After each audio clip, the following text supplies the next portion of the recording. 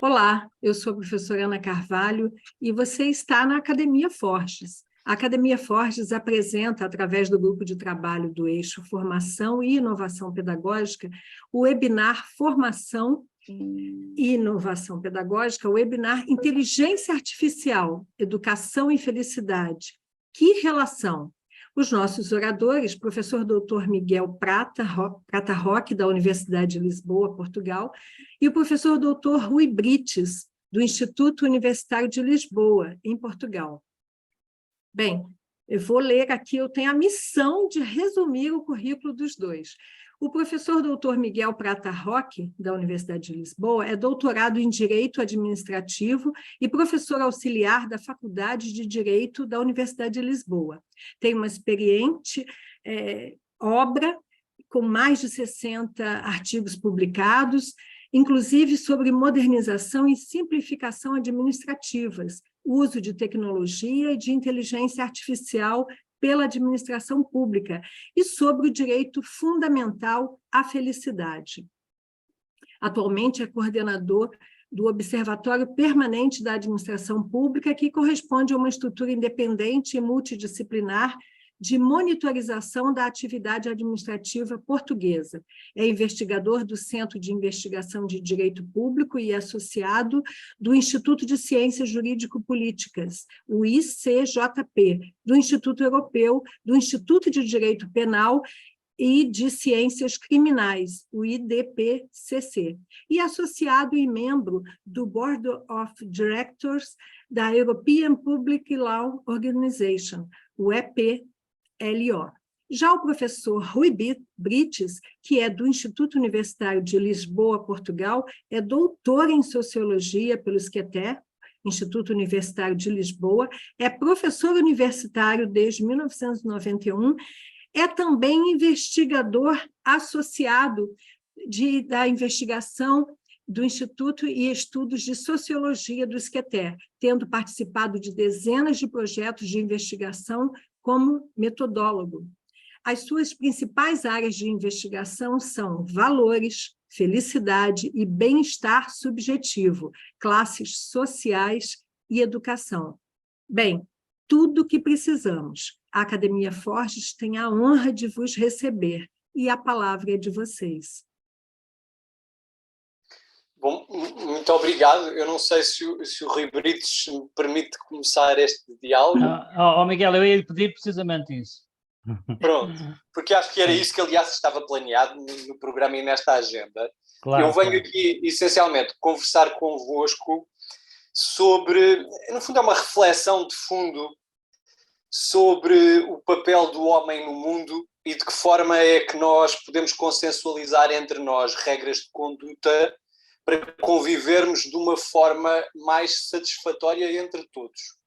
Porquê é que eu estou a fazer esta referência inicial? Eu sou de formação alguém que estuda a ciência jurídica, o direito, e muitas das vezes nós olhamos para o direito como uma forma de disciplinar a nossa conduta em sociedade.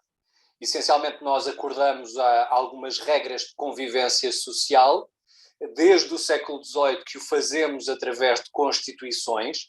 As constituições, na lógica russoniana, são, no fundo, um contrato social, ou seja, um acordo que nós fazemos em comunidade, prescindindo de algumas liberdades individuais para obtermos alguma previsibilidade jurídica, alguma segurança. Muitas das vezes as pessoas olham para o direito como algo muito complexo, muito técnico, como se os juristas não fossem capazes de dialogar com pedreiros, com engenheiros civis, com economistas, com eletricistas, com senhoras que vendem legumes na praça. E o meu objetivo é tentar precisamente simplificar a linguagem jurídica para que nós percebamos de que forma é que o uso de tecnologia e de inteligência artificial pode afetar, no fundo, a nossa vida em comunidade e pode afetar também aquilo que nós fazemos todos os dias, que é transmitir conhecimento e permitir aos outros obterem aprendizagem. Do ponto de vista filosófico, nós geralmente só censuramos ações voluntárias. Ou seja, o direito diz assim, isto é um crime, isto é ilegal. Porquê?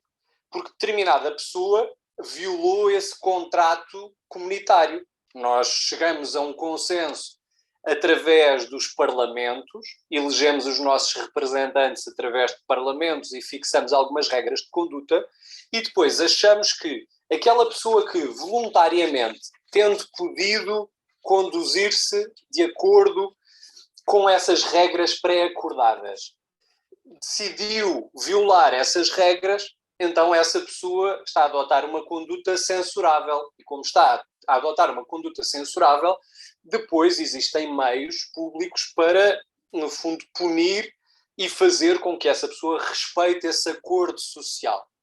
E, portanto, estamos sempre focados, e agora eu ligava-me mais à filosofia, à ciência de linguagem, à ciência comportamental. Estamos sempre ligados a esta sensação de que só as ações queridas, pretendidas por cada um de nós, é que são passíveis de censura social.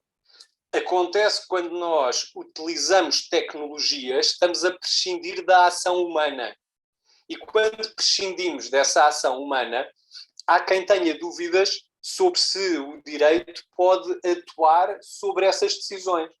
Quando um programa informático gera determinadas decisões que depois são cumpridas e impostas pelo Estado, nós discutimos se isso é uma verdadeira ação humana.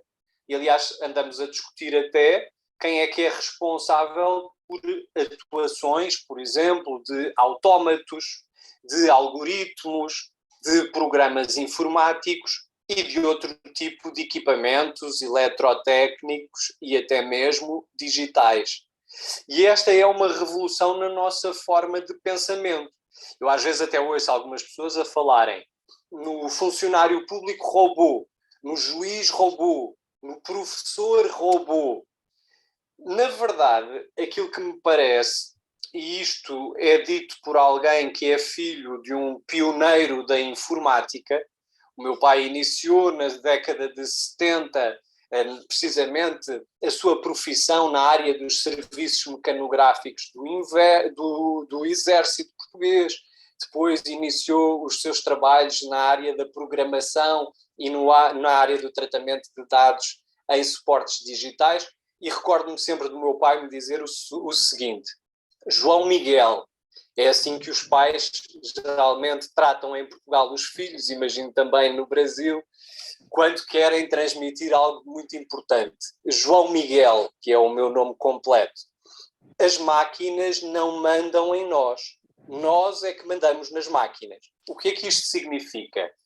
Significa que eu, quando sou diretor de uma faculdade, significa quando eu sou professor numa faculdade e utilizo a inteligência artificial, ou utilizo um algoritmo, ou utilizo uma aplicação informática, eu não estou a dispensar a intervenção humana. Continuo a ser eu a controlar essa mesma atuação automatizada através da tecnologia. A tecnologia só me permite, no fundo, dispensar a intervenção humana e permite-me também, por exemplo, dispensar a prática de atuações repetitivas, de atuações que, no fundo, tornam mais eficaz e eficiente o meu processo de ensino ou o meu processo de gestão ou em qualquer outra profissão, no fundo, tornar mais eficiente, eficaz e económica a minha atividade. Por trás de um mecanismo de inteligência artificial está sempre quem? Está, obviamente, o programador humano que permitiu conceber esse mesmo equipamento e, por outro lado, está também aquele que tem capacidade de decisão no setor público, o dirigente da administração pública que tomou a decisão de utilizar a tecnologia, nas empresas, os administradores e gestores que preferiram dispensar os recursos humanos e, portanto, a intervenção humana e utilizar este tipo de equipamentos. Agora, de que forma, portanto, o que eu quero deixar aqui bem claro é que há sempre, na sua fonte, na sua gênese, uma intervenção humana e uma vontade humana. Quando um sistema informático, por exemplo, num exame determina que se o aluno tiver determinada avaliação e tiver pago determinada taxa, pode realizar esse exame. Quem está a tomar a decisão não é o programa informático, é a diretora da faculdade que, antes daquele facto acontecer, autorizou que, sempre que acontecerem aquelas condições, o algoritmo, a inteligência artificial, está programada para agir e tomar determinadas decisões. Agora, importa refletir qual é a vantagem, mas também quais são os riscos da utilização da inteligência artificial no processo de decisão. Alguém que pediu para intervir? Não, foi só dar a indicação, Miguel. Bruno, Como não alguém sei, pediu tenho para uma deixar mão um mail, foi só levantada. deixar. Tudo bem? Não, Tem, Vai, temos até onde? aqui. Temos mas aqui alguém com a Vai. mão levantada. sim, sim. Opa, Como há uma pensei mão que fosse levantada aqui de perto, mas Tavares, eu não sei se chego. foi deliberadamente ou Não, não. eu curvo aqui. Professor Miguel, Não prefere chego lá, que aqui ia seja curvar. ao final? Sim, Prefere que seja ao final? eu tanto posso ir dialogando convosco enquanto vou intervindo, como posso... Aí abaixo. Como preferes? Que seja ao Mas eu final? não- Está lá aqui Xande, queria colocar alguma questão? Alô? Oh, desculpa, ainda, desculpa. Não, já disse que Alô? não. Sim, estamos a ouvir. Não, desculpa, Não tenho nenhuma questão. obrigado. Tudo bem, ótimo. Então já conversamos no final. Bom, Ótimo. então, agora tentando relacionar a inteligência artificial com felicidade ou bem-estar e também de que forma é que a educação pode contribuir para isso, para, utilizando a inteligência artificial, promover esse bem-estar ou essa felicidade. Em primeiro lugar, obviamente que sendo a minha formação de base a formação jurídica, eu também achei que devia partilhar convosco aqui, de certa forma, uma evolução histórica sobre, no fundo, a consagração do direito à felicidade. Discute-se muito se é possível extrair das constituições atuais um direito individual à felicidade, ou seja, saber se cada um de nós, se os indivíduos, podem dirigir-se ao poder público e, no fundo, reclamar que o poder público lhes traga felicidade. Em que é que consiste, então, esse direito à felicidade? Há várias interpretações possíveis. Desde a Declaração da Independência das antigas colónias britânicas e francesas, nos Estados Unidos da América, em 1887, que essa mesma Declaração de Independência, assinada em Filadélfia, consagra os chamados Rights to Pursue Happiness. Portanto, o direito à felicidade é um direito a perseguir ou a ir à busca da felicidade. O que é que isto significa? Significa que é uma liberdade individual. O Estado não deve impedir-nos de experimentar, de procurar essa felicidade, a não ser, obviamente, quando essa limitação é essencial para proteger outros bens constitucionais, o direito à vida de terceiros. Imaginem que eu sou um psicopata e que obtenho felicidade através de torturar outra pessoa, de amputar partes do corpo dessa pessoa. Obviamente que não faria sentido que houvesse essa liberdade absoluta de constranger outros direitos que também são protegidos pela Constituição. Mas o que nós discutimos essencialmente é o seguinte, é se a felicidade é apenas um princípio geral de direito. Ou seja, se os legisladores, quem faz as leis, se os governos, quem as executa, e se os tribunais, que são aqueles que aplicam a lei em caso de divergência, se nas suas decisões devem, no fundo, procurar maximizar essa felicidade. Isto é a concepção da felicidade como um mero princípio e não como um direito. O princípio significa que nós não estamos perante uma regra de tudo ou nada, de 8 ou 80. A regra é algo que se aplica ou não se aplica. Quando a lei diz assim, até ao dia 30 de cada mês o Estado tem que pagar subsídios de desemprego, o Estado não pode pagar para além de dia 30 daquele mês. Portanto, isto é uma regra de tudo ou nada. Ronald Dworkin, um jurista conhecidíssimo norte-americano, utilizava esta expressão de all or nothing rule, regra de tudo ou nada. há quem diga que o direito à felicidade não é uma regra de tudo ou nada. Seria apenas um princípio geral de interpretação e de atuação por parte dos poderes públicos. A Constituição Portuguesa, por exemplo, consagra como tarefas fundamentais do Estado, no artigo 9º, a promoção do bem-estar e da qualidade de vida. E, portanto, daqui decorre, lá está, uma associação entre bem-estar e felicidade. Eu já vos explicarei mais ou menos o que é isto do conceito de felicidade no plano jus-filosófico. Depois, a Constituição Portuguesa também consagra a felicidade noutros preceitos. Por exemplo, no artigo 26 da Constituição, consagra-se o direito ao livre desenvolvimento da personalidade. Esta é uma das liberdades individuais essenciais e que está consagrada na Declaração Universal dos Direitos Humanos, na Convenção Europeia dos Direitos Humanos, na Constituição Brasileira, na Constituição Portuguesa, na Constituição Angolana, moçambicana, por aí adiante. A liberdade de desenvolvimento da pessoa humana significa o quê?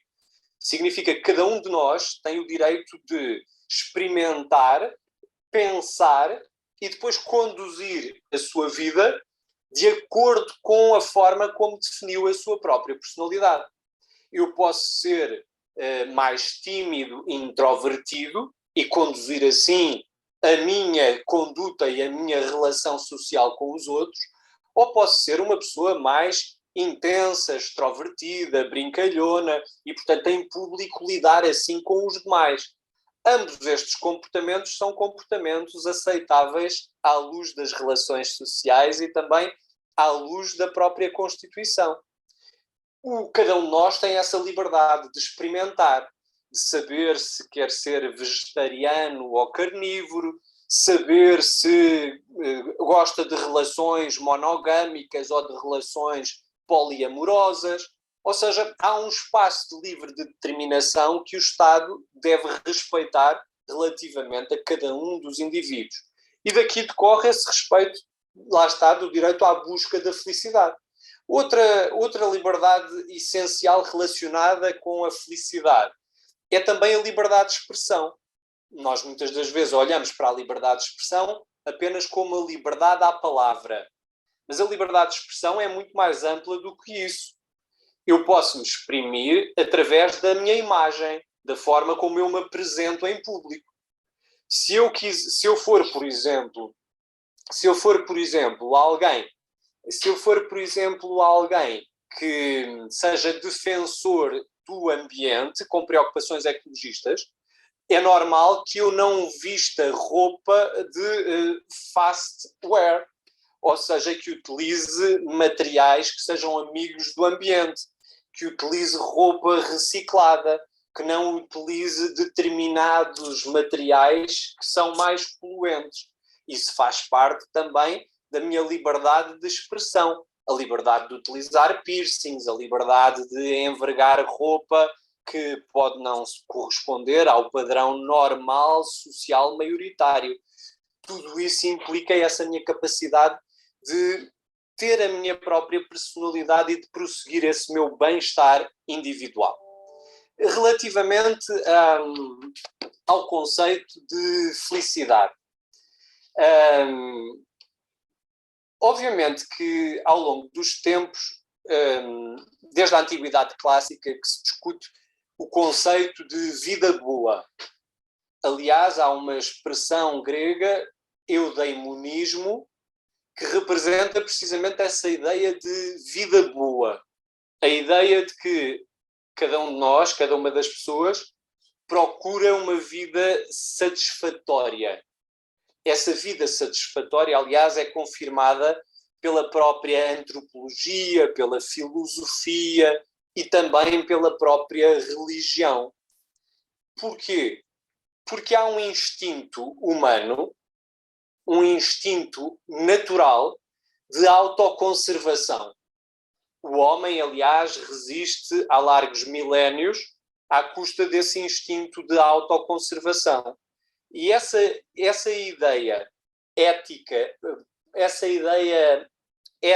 de felicidade, o eudaimonismo significa uma boa divindade, a ideia de um bom destino, de um bom futuro.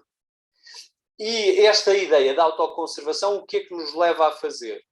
Leva-nos a querer evitar o sofrimento, aquilo que é desagradável para a nossa dimensão física, para o nosso corpo, e ao mesmo tempo leva-nos a querer promover sensações que sejam gratificantes para o nosso corpo. Isto faz parte do nosso instinto natural. Aliás, Epicuro, um filósofo grego, costumava dividir a felicidade em 2 critérios. Na aponia, a aponia seria um estado de ausência de sofrimento físico e ausência de sofrimento mental, psicológico, e a ataraxia, que seria um estado de imperturbabilidade ou de serenidade da alma. O que é que isto significa então? Significa que para os epicuristas o estado de felicidade envolveria, por um lado, a ausência de sofrimento e, por outro lado, a capacidade de eu estar sereno e em paz comigo próprio e com os outros. Portanto, este é um conceito que ao longo da história vai perpassando cada um daqueles que refletem sobre esse mesmo conceito de felicidade.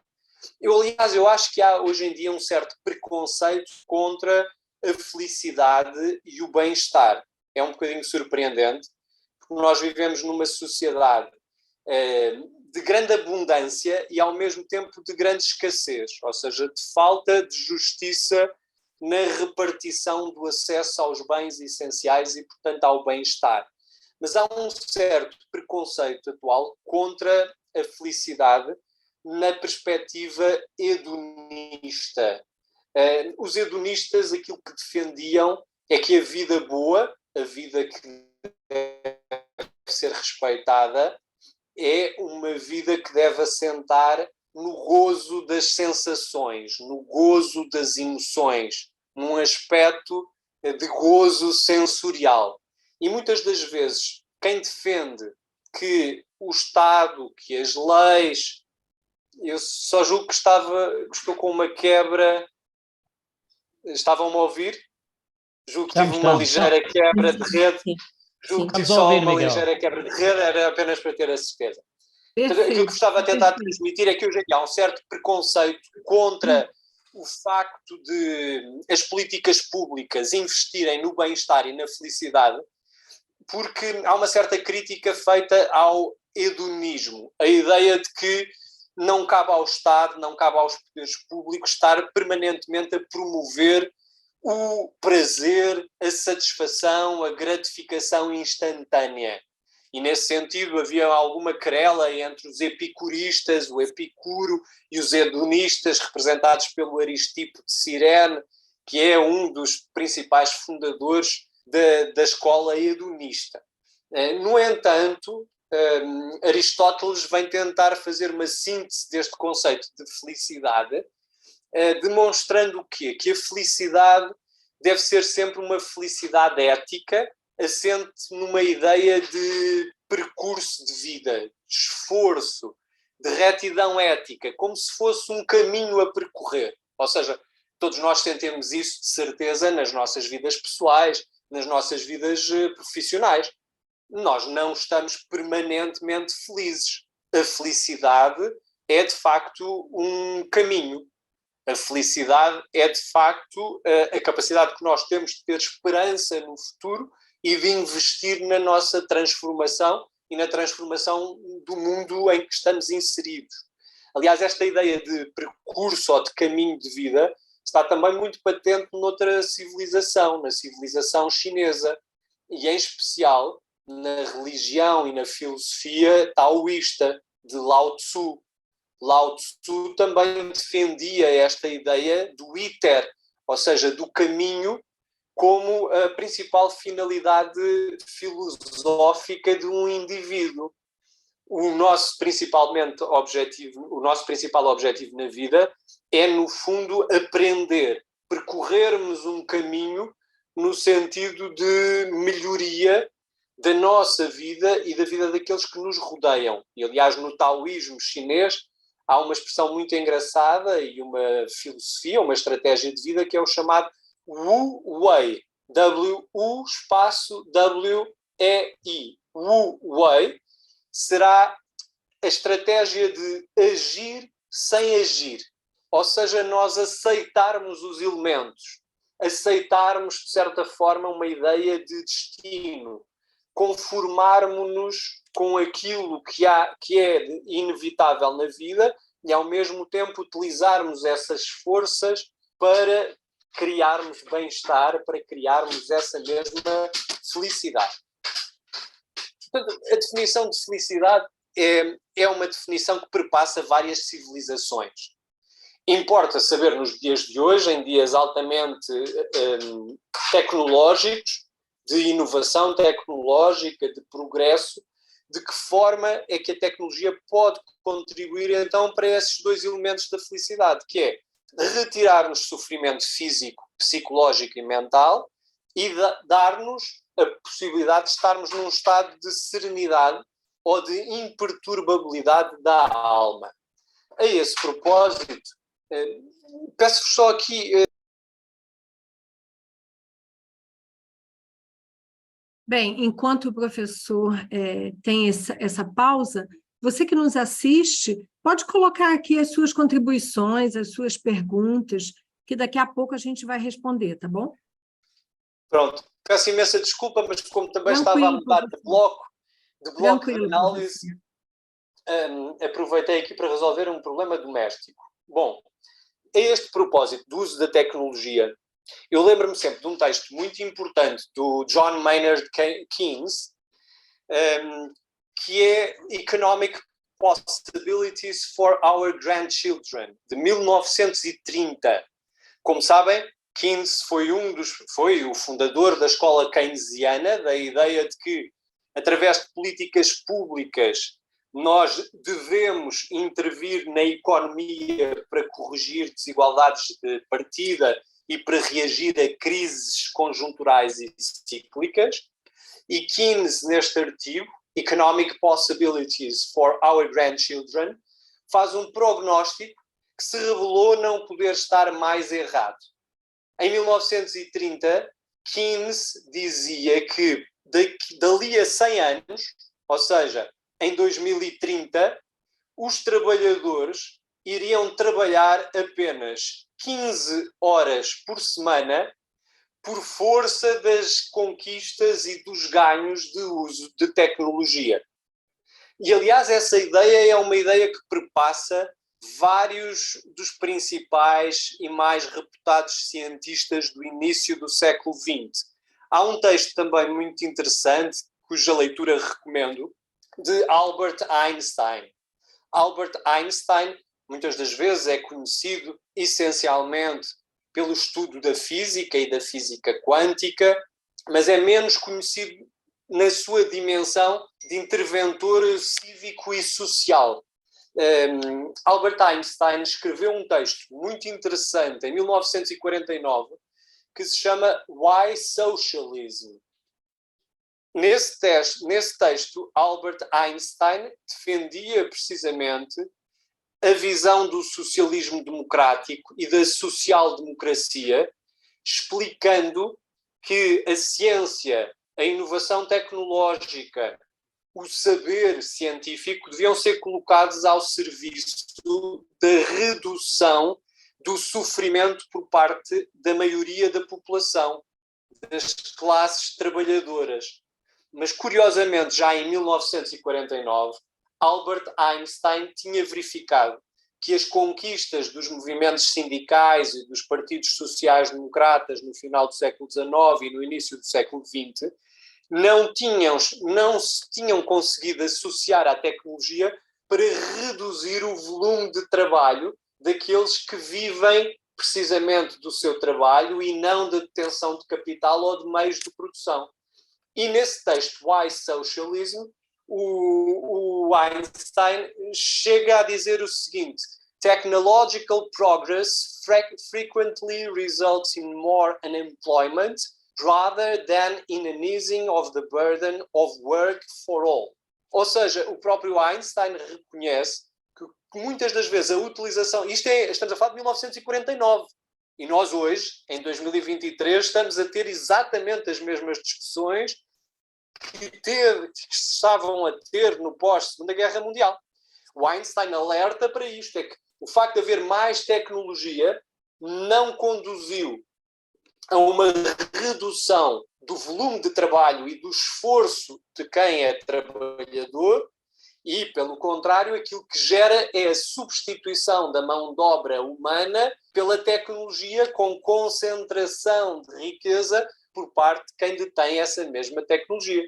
E nós hoje, a propósito da inteligência artificial, através da discussão sobre o chat de GPT, estamos todos a repetir aquilo que já se discutia no final do século XIX, quando a Revolução Industrial estava em pleno, quando surgiram os grandes meios de comunicação, como o telefone, como o telégrafo, como os caminhos de ferro, e estamos a reproduzir aquilo que Albert Einstein também discutia em 1949 nesse texto tão interessante.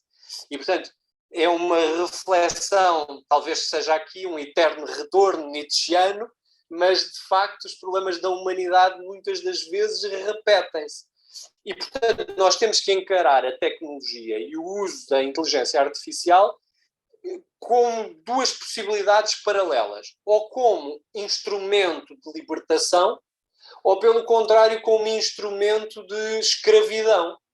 E eu acho que todos nós, de alguma forma, na nossa vida cotidiana, sentimos isso, que é muito simpático eu estar aqui a dialogar com pessoas como a professora Ana Carvalho, que está no Brasil, julgo que em São Paulo, não é, Ana? Não? Não, Rio de Janeiro. Rio de Janeiro. Isso. Ótimo. Peço desculpa, não quero entrar em nenhuma competição regional brasileira. Não. Apesar que o Rio é melhor, mas não. Eu ainda não conheço São Paulo, mas posso dizer muitas maravilhas do Rio de Janeiro, isso é verdade. Mas, obviamente que a tecnologia permite-nos isto, estarmos aqui em diálogo, pessoas nos 4 cantos do mundo, isso é uma grande vantagem, ela pode ser muito libertadora, porque senão obrigava-nos a viajar, obrigava-nos a despender dinheiro, obrigava-nos a perder tempo de deslocação para estarmos todos concentrados no mesmo espaço físico, mas pode ser também muito escravizadora. Todos nós hoje estamos permanentemente online e disponíveis digitalmente, a não ser que tomemos a opção de cortar esse vínculo com o digital. Mas eu recebo permanentemente correios eletrónicos da minha instituição universitária, dos meus alunos, dos meus colegas, de projetos de investigação que estou a realizar. Eu lanço notas ao fim de semana, em dias feriados, durante a madrugada de cada dia, se estiver a corrigir exames e, através da plataforma eletrónica, lançar essas mesmas classificações. E isso, se a tecnologia permitia ser libertadora, no sentido de nos tornar todos mais produtivos, ao mesmo tempo ela torna-se também mais escravizadora. A produtividade de cada um de nós hoje, em 2023, é muito superior àquilo que acontecia em 1990, mas, no entanto, não sei se nós somos reconhecidos pela sociedade por sermos tão mais produtivos do que éramos sem a utilização dessa mesma tecnologia e desses meios digitais. E depois entramos num problema muito delicado, que tem a ver, por exemplo, também com o financiamento da segurança social. Hoje em dia discute-se muito a ideia do rendimento básico universal, ou seja, a discussão sobre se devem ser os próprios Estados a distribuir a riqueza criada pela tecnologia e transferir essa riqueza para aqueles que não são detentores nem beneficiários diretos da tecnologia. O que é que eu quero dizer com isto? Pensemos, por exemplo, no financiamento dos sistemas de previdência social. As nossas reformas ou aposentadorias, na expressão brasileira, são pagas essencialmente através de contribuições dos trabalhadores e das empresas. Imaginem uma empresa que utiliza mão de obra intensiva. Por exemplo, uma empresa de distribuição alimentar, um supermercado ou um hipermercado, que tem 5.000 trabalhadores. Essa empresa tem 5.000 trabalhadores e, portanto, paga uma percentagem do salário de cada um desses trabalhadores como cotização para o sistema de previdência social. Uma empresa... Perdão, toquei aqui sem...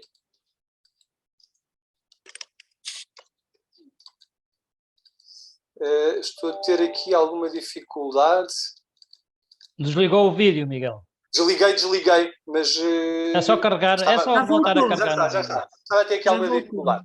Eu estava a fazer a comparação entre empresas do ponto de vista da sua responsabilidade social.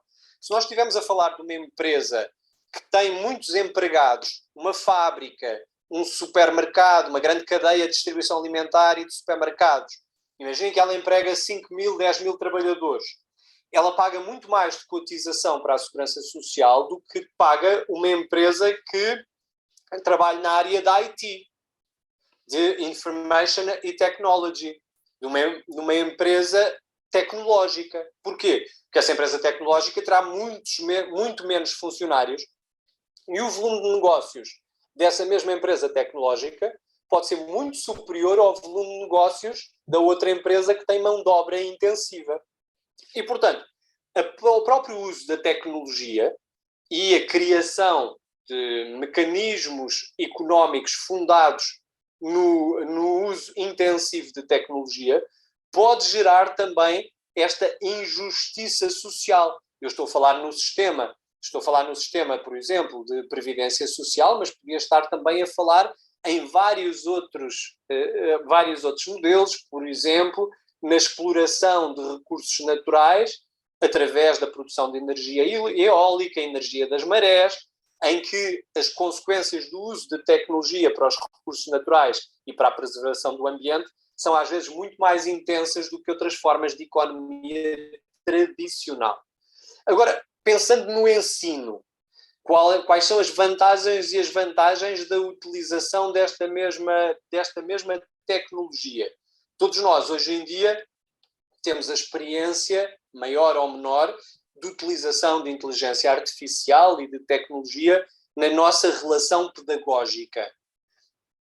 Estou a pensar no uso do correio eletrónico, estou a pensar no uso de plataformas eletrónicas, de bibliotecas digitais, de partilhas de ficheiros através de sistemas de cloud com os nossos alunos, nas aulas à distância, na possibilidade de aulas gravadas e depois a grande vantagem de tudo isto permitir, obviamente, as chamadas flipped classroom or inverted teaching.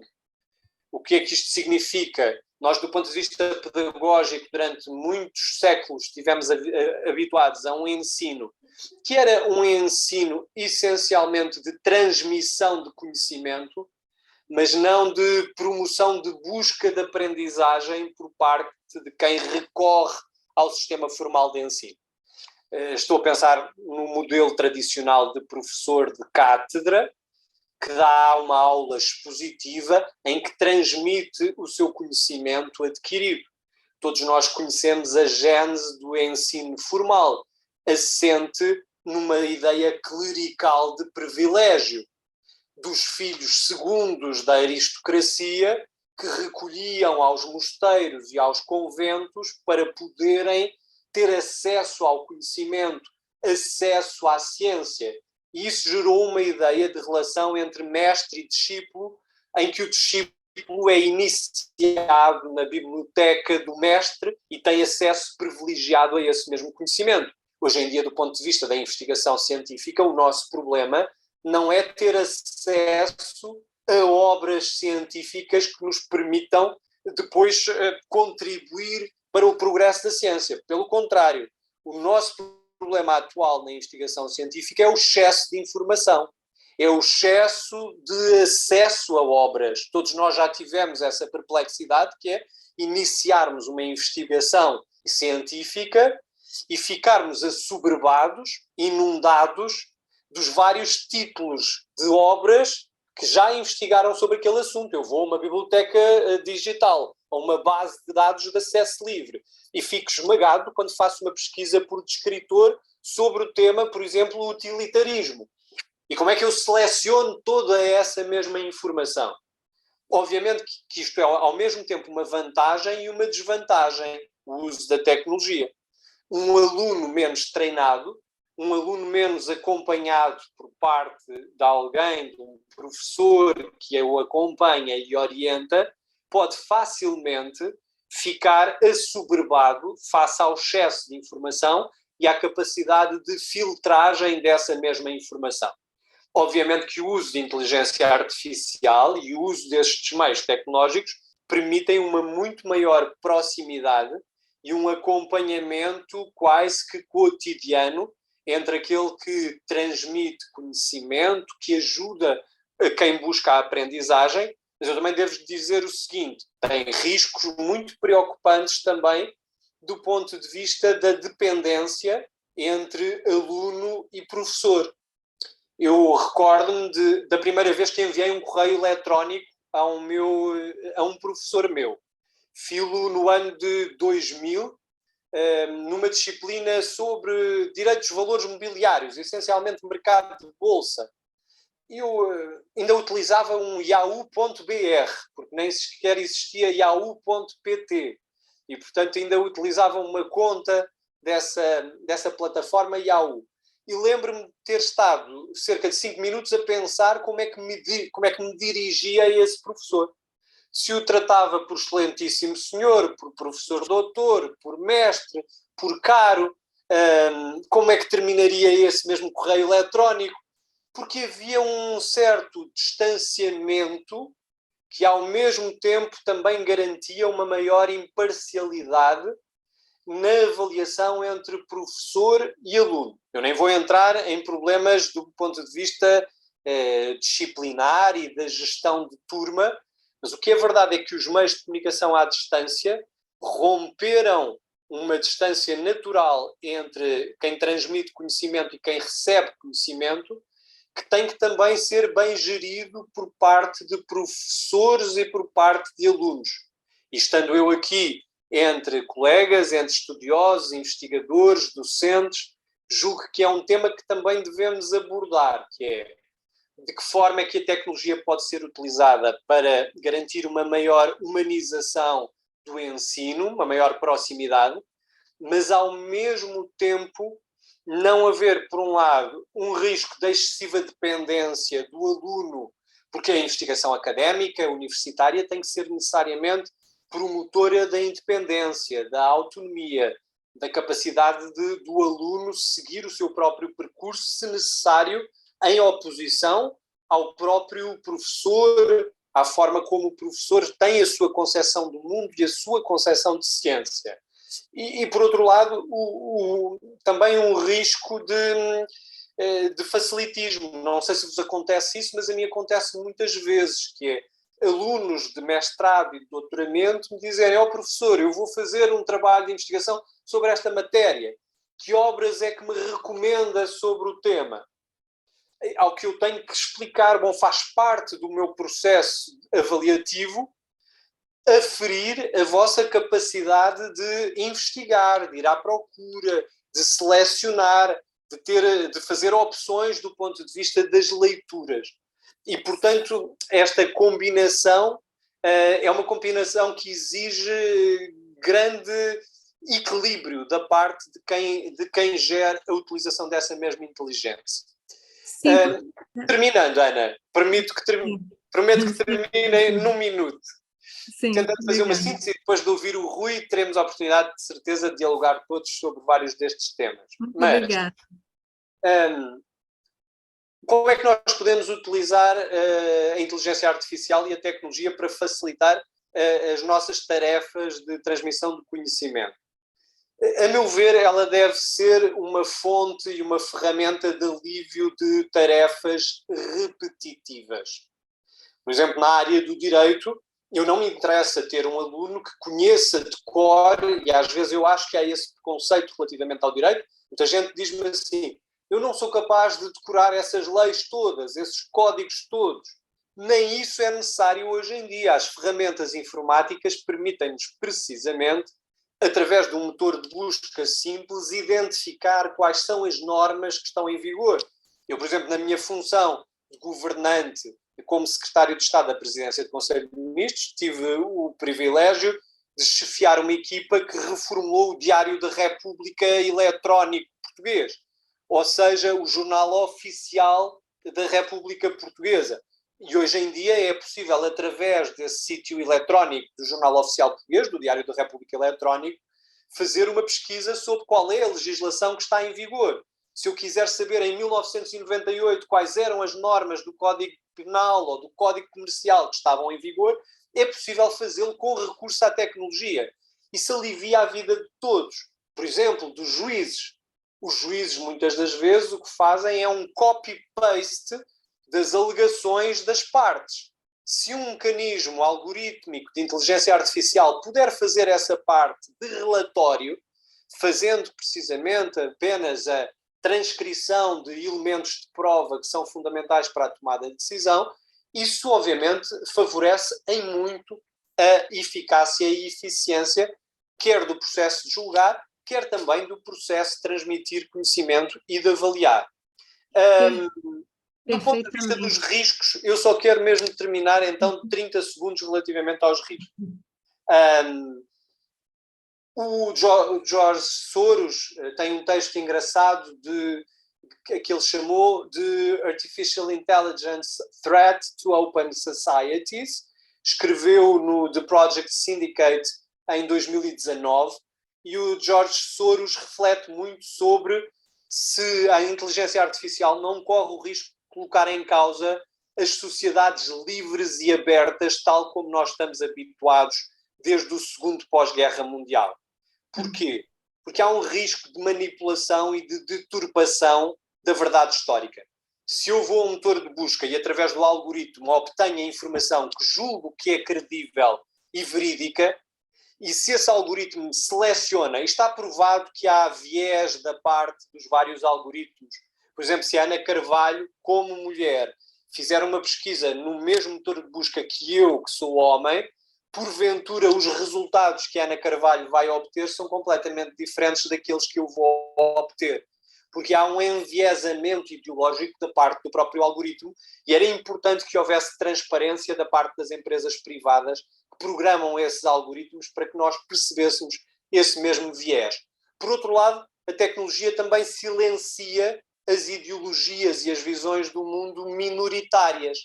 E como estava a dizer há pouco, ela também cria uma excessiva dependência e falta de autonomia por parte de quem utiliza essa tecnologia. Eu tenho muitos alunos que, neste momento, acreditam naquilo que leem em determinados suportes digitais e, muitas das vezes, esses alunos não vão diretamente à fonte escrita, à fonte original, verificar, e eu também me acontece isto muitas das vezes, só mesmo para terminar, eu recordo na minha tese de doutoramento, nós em Direito estudamos muito um autor, Jean Baudin, que escreveu sobre a ideia de soberania nacional, a ideia de que os Estados devem ter capacidade de autodeterminação. E nós em Direito, muitas das vezes, atribuímos sempre ao Jean Baudin essa ideia soberanista de que só se deve aplicar o direito do Estado dentro das suas fronteiras. Acontece que eu fui ler duas versões do texto de Jean Baudin, uma em francês, uma em latim, e na verdade a versão em latim contrariava parcelas da versão em francês e demonstrava que afinal Jean Baudin era bastante mais favorável à aplicação de leis estrangeiras do que aquilo que geralmente é atribuído ao dito autor. Portanto, esta preocupação com ir à fonte torna-se muito essencial na investigação e no ensino. Peço desculpa por ter ultrapassado em larga medida o tempo que me foi dado, mas é um prazer poder conversar convosco sobre estes temas. Ótimo. E principalmente também ouvir os demais. Fico com muita curiosidade em ouvir o Rui. Muito obrigada, professor. E lembrando sobre o fato de ir à fonte, vamos agora a outra fonte, que é o nosso querido professor, doutor Rui Brites. Com a palavra, professor. Muito obrigado, Ana. O Miguel transformou este debate num monólogo, é uma pena, haveria muita coisa para dizer, mas, sinceramente, quando eu recebi o convite para participar da Ana,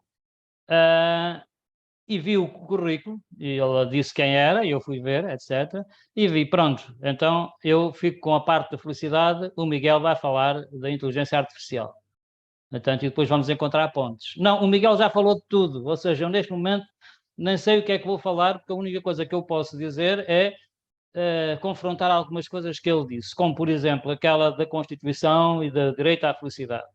Eu, quando estava a fazer a minha tese de doutoramento, Miguel, também achei tão estranho que uma Constituição pudesse prescrever o direito à felicidade, fui à procura da emenda constitucional norte-americana, fiz o download, hoje nós temos acesso a tudo também, fiz o download, guardei-o, e o que diz lá não é nada o direito à felicidade. O que diz lá é que os governos devem agir no sentido de permitirem que cada um procure a sua felicidade.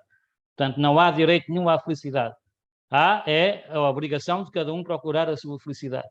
Depois o Miguel também falou aqui da vida boa e depois, mais à frente, ele falou nisso também. A vida boa, que é a forma aristotélica de conceber a felicidade, a frase é esta. A felicidade consiste em ter uma vida boa, no sentido ético-moral do termo.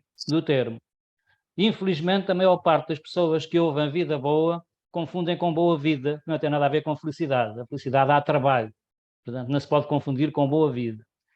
Fazendo a ponte com aquilo também que o Miguel teve a dizer, que as pessoas são autónomas, pensam pela sua cabeça, etc, etc. Eu lembrava aqui uma frase que na minha juventude foi muito importante na estruturação do meu pensamento, Miguel, de Karl Marx.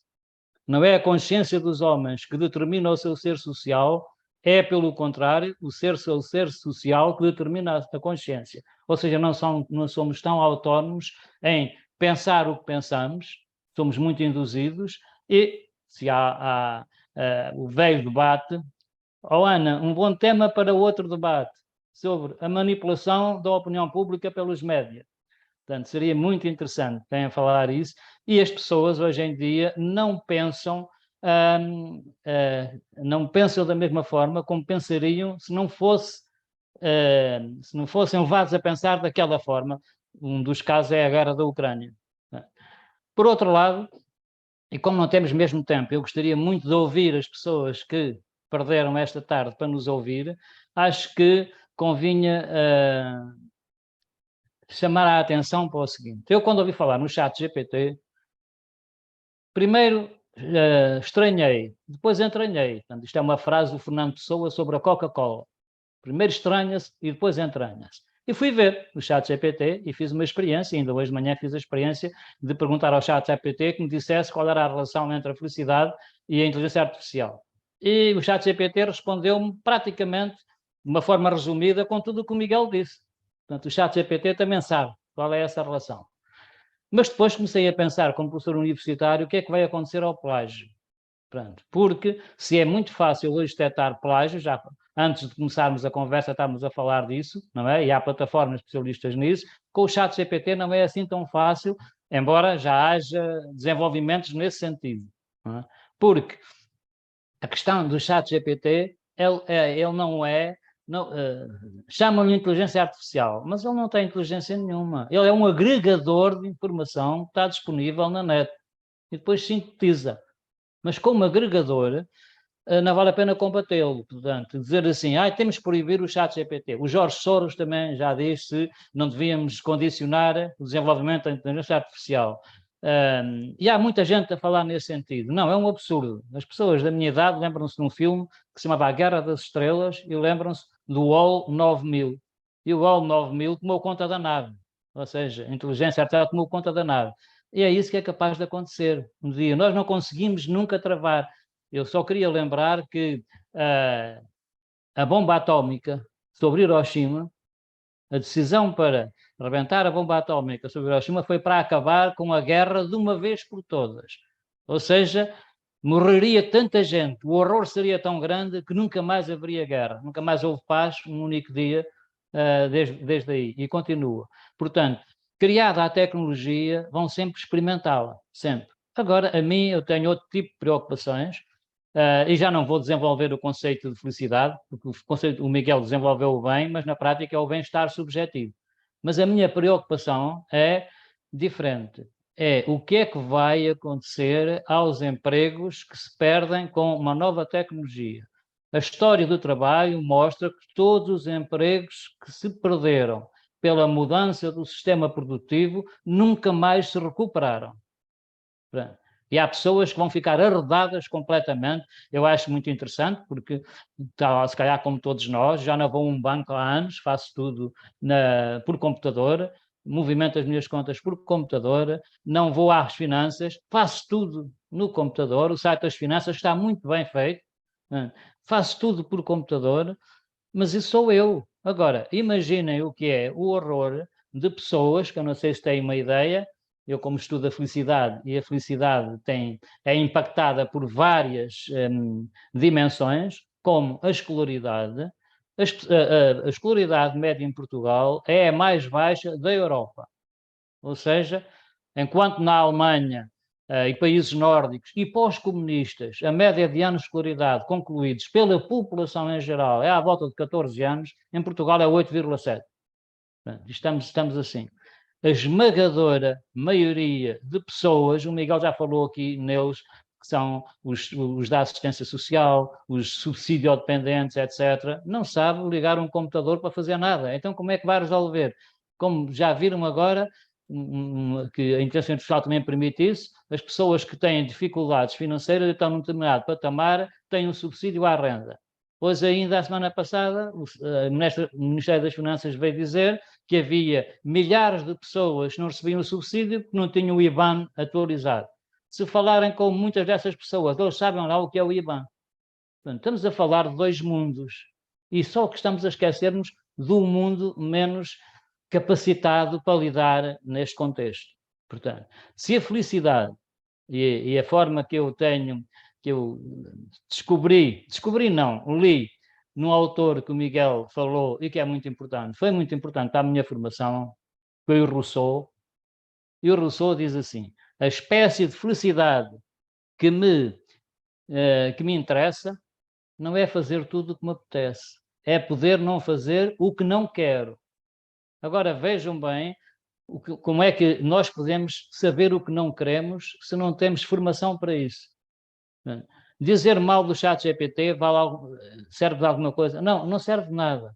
Estão a ver? Porquê? Porque, digamos mal ou bem, ninguém vai parar o seu desenvolvimento. Pronto. Eu gostaria de lembrar, portanto, e para terminar, que eu queria ver se damos mesmo algum tempo ao grupo. O Miguel, por um lado, transformou isto num quase monólogo, mas facilitou-me a minha vida. Tudo o que era discutir sobre a felicidade, ele já discutiu. Só dizer uma coisa que ele falou, que a felicidade agora está um bocadinho mal vista, etc, etc, porque se confunde com o hedonismo, tudo isso. Isso estava pano para manga, estava para outro debate. Felicidade e hedonismo, ó Miguel. Portanto, lança aqui o desafio à Forge. Já vou agendar. A felicidade e o hedonismo. Eu costumo dizer que sou ateu militante e convicto, exceto quanto ao hedonismo. Sou hedonismo totalmente hedonista. No bom sentido do hedonismo. Está um mau sentido também do hedonismo. Mas se a felicidade é podermos fazer tudo o que... Podermos não fazer nada que não nos apeteça, temos que saber escolher, ter capacidade para escolher. Mas a maior parte das pessoas não tem capacidade para escolher. Estão a ver? O ChatGPT dirá muito a quem? Em Portugal. Uns milhares de pessoas. Não diz mais. O resto continua, desde que o Benfica ganhe, está tudo bem, é preciso que a cerveja esteja fresca, etc, etc, etc. Bem, não sei se será assim no futuro, mas só para terminar mesmo, Miguel, e agora eu vou mesmo terminar, aquele mal visto que está a felicidade é outra coisa. Há um livro que eu recomendo a toda a gente, se puderem leem-se bem na praia e tudo, chama-se A Ditadura da Felicidade. Portanto, encontram facilmente no Google. A Ditadura da Felicidade combate aquilo que parece que todos somos obrigados a ser felizes. Se somos infelizes, a culpa é só nossa. Portanto, todos somos obrigados a ser felizes. Eu costumo dizer aos meus alunos e neste tipo de encontros, que é, não é feliz quem quer. É feliz quem quer, tem que querer ser, e quem pode. Porque as variáveis que impactam a felicidade no sentido de diminuir a percepção da felicidade, felicidade para já é um nome popular de bem-estar subjetivo. São, por exemplo, aquela que tem maior impacto é o rendimento disponível que as pessoas têm para poderem ser felizes ou não, e não é se ganha muito ou não, é se o rendimento disponível dá para viver confortavelmente ou não, essa é uma delas, e a segunda é a escolaridade.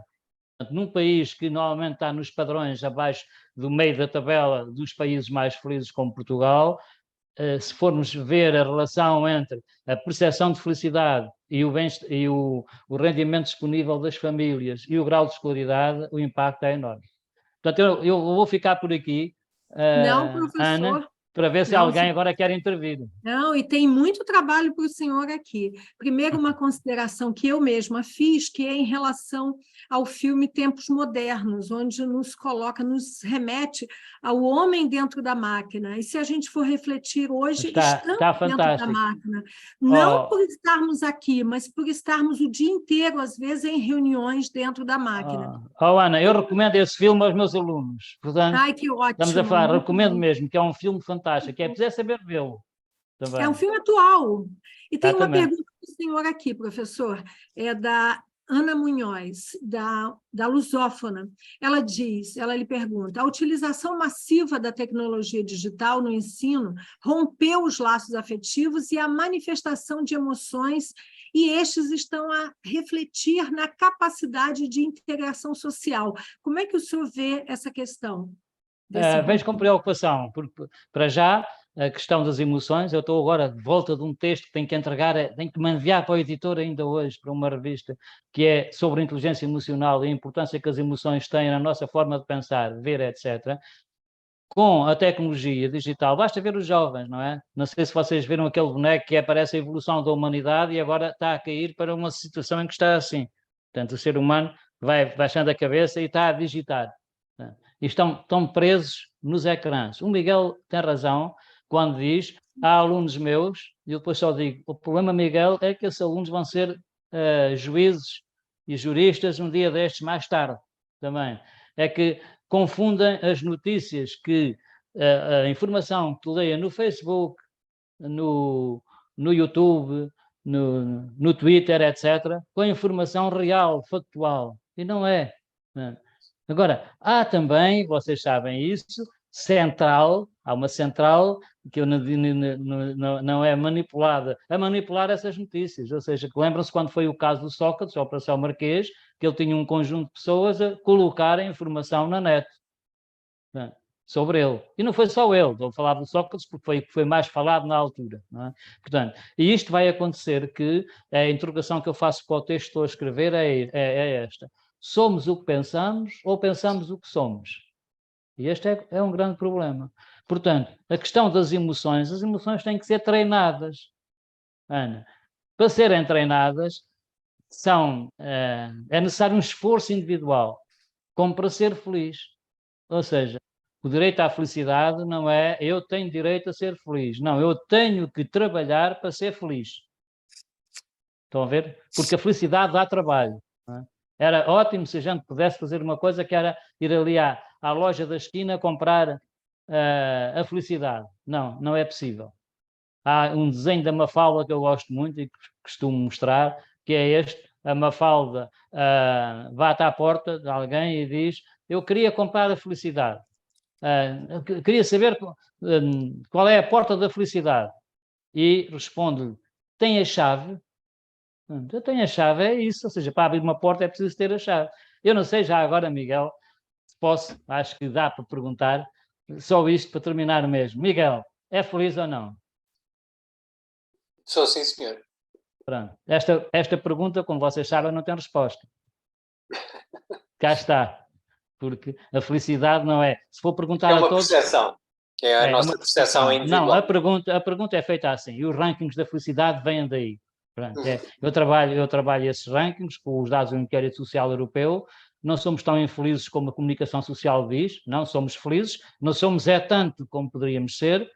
se tivéssemos qualidade da governação, confiança nas instituições, etc, etc, etc.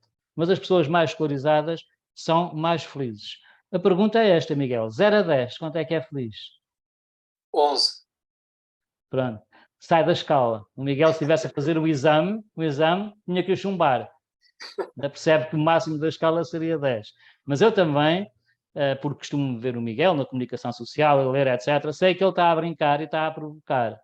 Porque o máximo é 10. E se ele disser 10, está a ser profundamente egoísta. E as pessoas egoístas não são tão felizes como querem fazer crer aos outros. Porque a felicidade é relacional. Portanto, não somos como é que é? Únicos no mundo. Na nossa relação, os que nos são queridos, o que fazemos, o trabalho que fazemos, etc, etc, tudo isso influencia. Portanto, eu diria que o Miguel, se calhar, e conhecendo um bocadinho pela comunicação social, não o conhecia pessoalmente, como eu, estaríamos no 9. E alguém que analisa estes dados diz assim, o que é que vocês estão a fazer em Portugal? 9 é a Dinamarca, que é recorrentemente o país mais feliz do mundo, não é? Portanto, estamos e continuamos a batalhar. Agora, a minha preocupação neste momento, e fazendo a ligação com a inteligência artificial, é se vamos conseguir combater os malefícios da inteligência artificial. Como vocês ouviram, o Serviço Nacional de Saúde vai deixar de ter pessoas a atender telefones. Vai ser agora, quantos desempregados irão? Vai ser a inteligência artificial. Tudo o que é call centers, dentro de 2 anos, fica tudo desempregado. Os call centers vão ter inteligência artificial. Agora as pessoas que estão no call center, como sabem, estão sediados na Índia, no Paquistão, etc., onde os ordenados são mais baixos e estão a atender os portugueses que fazem qualquer pergunta. Deixa de ser, vai ser um computador a atender. Então o que é que fazemos a essas pessoas? Os milhares de desempregados que a inteligência artificial vai gerar. Agora, não vale a pena pensar, então vamos impedir a inteligência artificial. Não, é impossível. Agora, temos é que pensar o que fazer com essa gente, e eu não tenho respostas para isso. Ó. Não sei se o Miguel tem, ó Miguel. Não sei se... Professor, tem mais uma pergunta para si. Tá, a Ana Munhoz. Isso, não, sim, não, Ana Narciso. E só um detalhe, eu achei muito importante, coloquei aqui em letras maiúsculas, quando o professor fala que felicidade dá trabalho, e a gente percebe isso na pele. A Ana Martins Narciso, ela coloca que a educação será fundamental e a regulamentação também. O que o senhor nos fala? O Miguel já falou nisso, Ana, já falou nessa questão da regulamentação. Eu acho que não conseguimos regulamentar nada. Estão a ver? Isto escapa. Não podemos regulamentar, né? A dizer, para ser feliz tem que ter isto, aquilo e aquilo outro. Porque, por exemplo, se vocês virem o que acontece na televisão no Dia Mundial da Felicidade, todos os anos, as televisões vêm para a rua entrevistar pessoas a perguntar se são felizes ou não. E têm pessoas que ganham o ordenado mínimo, têm 2 filhos, etc, etc, e dizem-se muito felizes. Pronto, a percepção. E tem outras que, se lembram de um célebre ministro, se calhar o Miguel deve se lembrar, um célebre ministro do Bloco Central, chamado André Gonçalves Pereira, ministro dos Negócios Estrangeiros, que dizia que ser ministro é muito chato, porque o ordenado de ministro não dá para pagar o charuto. E vivemos sempre nesta dicotomia. Se eu considero que ser feliz é poder não fazer aquilo que não posso, tenho que ter condições económicas para fazer isso. Estão a ver? Se não tiver, tenho que me submeter. A questão eu sou muito... Ana, eu sou um bocadinho pessimista. Rui, se me permite só... Sim. Eu estava aqui a... Estou a ver. O dinheiro e a felicidade, exatamente. Sim, estava a partilhar só com todos. E pronto, esta é uma das vantagens do uso da tecnologia, não é? Claro. Eu sou um adepto desta tecnologia, por exemplo. É nós podermos, in loco e ao vivo, dialogar através de outras fontes de informação. Há um paradoxo muito interessante estudado por Easterlin, no sentido que nós às vezes temos a ideia de discutir quanto dinheiro é que precisamos para ser felizes. Eu, aliás, até já vos fiz aí 2 sugestões de leitura. Uma delas é um livro muito engraçado dos Skidelsky, pai e filho, que escrevem sobre também esse conceito. e todos os filósofos, economistas, cientistas destas áreas têm refletido. E se vocês virem aqui, no fundo o que está o Easterlin a demonstrar é que obviamente que há uma relação entre dinheiro e felicidade, mas a partir de um certo nível, quando nós atingimos certo nível de remuneração anual, essa felicidade mantém-se relativamente estável. Miguel, isso é das coisas mais estudadas, porque o Easterlin, na altura... Até tenho aqui depois o valor, acompanhando o Rui. Pronto. Mas o que o Easterlin veio dizer... De 80 mil por ano, 80 mil dólares por ano, estabelece quase que um nível estacionário de felicidade. Claro, mas isso para o padrão norte-americano. Claro. Miguel. Aliás, o Easterlin recentemente, acho que em 2022 ou 2023, até... Ele continua a desenvolver o modelo. Mas é ótimo porque o Easterlin veio dizer, chamar a atenção para uma coisa que eu costumo dizer que os portugueses têm uma forma popular de dizer que é o dinheiro não dá felicidade. Pronto, o que o Easterlin veio dizer é que o dinheiro é importante para a felicidade até termos aquilo que se chama as necessidades básicas garantidas, etc., e ter algum conforto. Ora, esse conforto, por isso é que eu, quando trabalho estas variáveis com os dados do Inquérito Social Europeu, nunca trabalho com a quantidade de dinheiro. Trabalho com uma variável que é medida desta forma. O rendimento disponível do agregado familiar dá para viver com dificuldades, dá para viver com muitas dificuldades, dá para viver com dificuldades, dá para viver e dá para viver confortavelmente. E depois costumo chamar a atenção para o país mais feliz do mundo, recorrentemente, a Dinamarca, e o país, e Portugal está a meio da escala.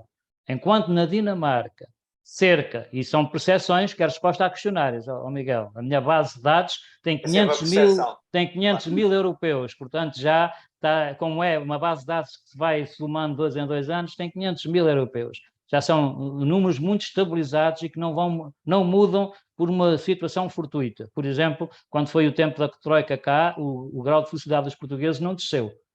O que desceu foi a confiança nos políticos, na economia, etc. Mas o grau de felicidade manteve-se relativamente estável. Portanto, o que vemos na Dinamarca é cerca de 68% dos dinamarqueses diz que vive confortavelmente com o rendimento disponível do agregado. Em Portugal não chega a 10%. Ora, estamos a ver o que é que isto quer dizer. Aqui começamos a relativizar. Realmente o dinheiro não dá felicidade, porque o dinheiro não dá nada. O dinheiro compra tudo. Eu, na minha ingenuidade, já fui muito ingênuo também, quando começaram a vir os dados do Inquérito Social Europeu, eu defendia este princípio quando era mais novo. A felicidade é diretamente proporcional à ignorância. Quanto mais ignorante for, mais feliz me sinto. Quando vieram os dados, e os dados são os países europeus que respondem a isso, o que é que vamos encontrar? Que as pessoas mais escolarizadas eram mais felizes. Então tive que rever tudo o que eu pensava. Não é uma ligação direta entre a escolaridade e a felicidade. As pessoas mais escolarizadas têm melhores empregos, ganham melhores ordenados, têm outros níveis de conforto, sociabilidade. É isso, é exatamente. Tem mais saúde. Miguel, mas na saúde, se tivesse... Tem acesso à saúde, quer dizer, sabem identificar sintomas, procurar médicos. Eu lanço mesmo o desafio aqui à Forge, a relação entre a saúde e a felicidade, por exemplo, que é uma coisa incrível. Em todo o mundo, o pico mínimo da felicidade que as pessoas percepcionam é por volta dos 55 anos. Começa muito elevado lá em cima, mais novos, depois vai descendo, que é o tempo do trabalho, até os 55 anos. Depois volta a subir. Aos 55 anos, entre os 50 e os 55, o que é que se passou? Aquilo que se chama o abandono do ninho. E as pessoas sentem esse problema, os filhos agora autonomizaram-se, etc., e percepcionam menos felicidade. Depois voltam a subir e, curiosamente, aos 60 anos, os europeus do norte, da Escandinávia, ultrapassam os mais novos em termos de grau de felicidade. E em Portugal, decresce abruptamente. Falo nisto com médicos, que eu não sou especialista nisso, para eles ajudarem a perceber aquilo. E o que eles dizem foi o que o Miguel disse agora, é a percepção que as pessoas têm de não ter dinheiro para fazer acesso, para comprar a saúde, fazer acesso às despesas com saúde, que a partir dos 60 anos começam a ser mais elevadas. Esse é que é o problema. Como alguém disse, Miguel, está tudo ligado, isto está tudo ligado. Portanto, e nós não conseguimos... O Ortega y Gasset tinha uma frase que eu gosto muito e que utilizei até no título, um dos títulos de um livro que escrevi, que era Eu sou eu, a minha circunstância. Se a perco, perco-me a mim. Pronto, e nós não conseguimos sair do eu sou eu e a minha circunstância. A nossa circunstância de país pobre, quer muito ser feliz, mas não tem dinheiro para ser feliz. Não sei se querem fazer mais alguma questão. Temos aqui... Tem uma a colaboração Ana, da Ana Narciso. Por a Ana favor, Martins. Sim, Ana. Ana Martins Narciso. Eu estou a acompanhar, tive muita pena de não acompanhar mesmo o início, tive um problema técnico, mas tenho acompanhado agora esta última fase da sua intervenção e suscitou-me esta questão que entretanto não acompanhei e aproveito a oportunidade para lhe colocar, que tem a ver com a entrada do computador e a saída dos trabalhadores. Na Suécia, portanto, outra vez a Escandinávia, teve um episódio e quiseram testar isso, eu não sei até que ponto é que isto continua, que é uma taxa que eles consideravam rendimento garantido para toda a gente que, num caso de uma empresa, tinha 20 trabalhadores, vem um computador, vem toda a gente para a rua, a esses trabalhadores era dado um rendimento que pudesse, ou até antes de começarem a trabalhar, portanto não conseguiam arranjar emprego e o Estado... Pudessem viver condignamente. Pudessem viver condignamente. Exatamente. Eu não sei se isso ainda está em vigor, é a minha pergunta. Ana, entrou este mês, salvo erro, numa cidade inglesa, essa experiência, que não é as pessoas de uma empresa, são todas as pessoas daquela cidade que vão receber o tal rendimento básico incondicional, que tem sido muito discutido. Portanto, isso... Vamos ver agora a experiência, eu estou desejoso de ver se isso contribui a alguma coisa para melhorar depois os padrões de felicidade ou não. Mas é algo que se vem debatendo. Agora, a questão que se coloca e que se põe, agora aqui vem o sarcasmo, não é, Miguel? Quem é que paga isso?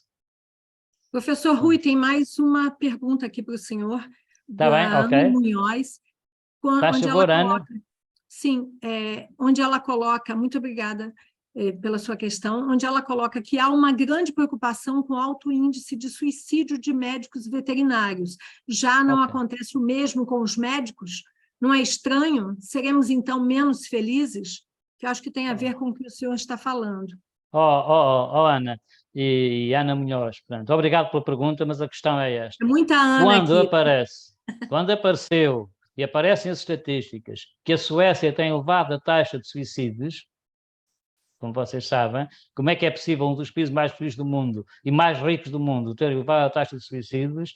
Eu tive que observar isso em loco, tive discussões com peritos, etc. Isso tem a ver com estatísticas e qualidade das estatísticas.